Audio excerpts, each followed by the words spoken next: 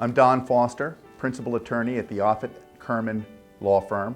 It is my pleasure to introduce you to Jane Scaccetti, the CEO of the Drucker and Scaccetti accounting firm.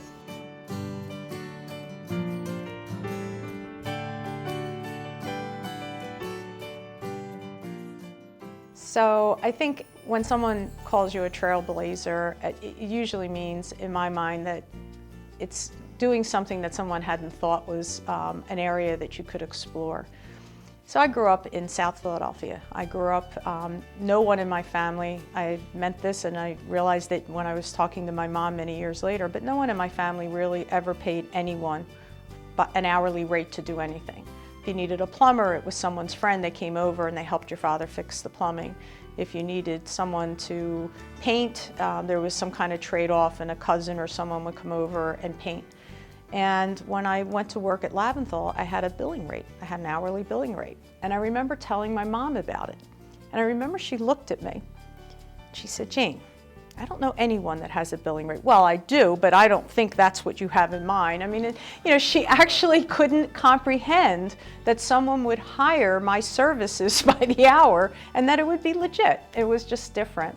So when you grow up that way and people aren't really using professional services, and now you're in a professional service firm, an expectation is that you will either bring in clients or attract clients to the office.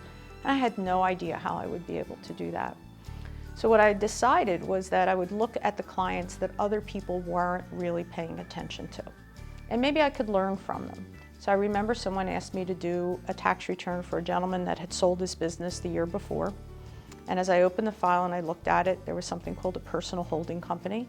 I didn't know what that was, but there were all these memos written by a very prolific tax attorney who has since passed away that I learned a lot from in just reading those memos and then years later working with him.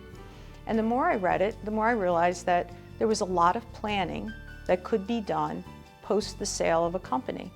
So here the firm had sort of pushed this guy to the side, thinking that he only needed to have his 1040 prepared.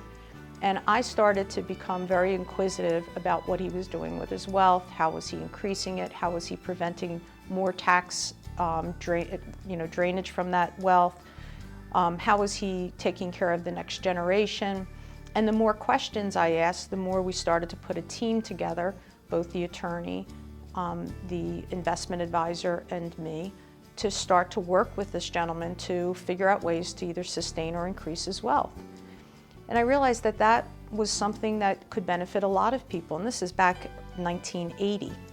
And so I put together a proposal to the firm. It was still Laventhal and Horwath at the time, and the proposal said we should get into personal financial counseling for individual clients and businesses.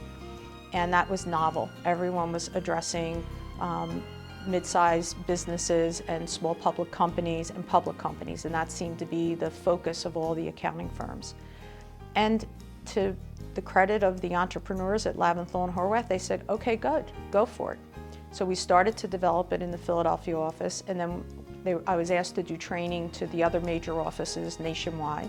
And so I got pretty good at it, and I started to really understand it. And I think that took this concept of doing taxes to a level where you were really becoming a trusted advisor, where you were becoming the person that was working out the problems and developing a plan for sustaining and increasing wealth. And that stands true today to the heart of what we do at Drucker and Scaccetti.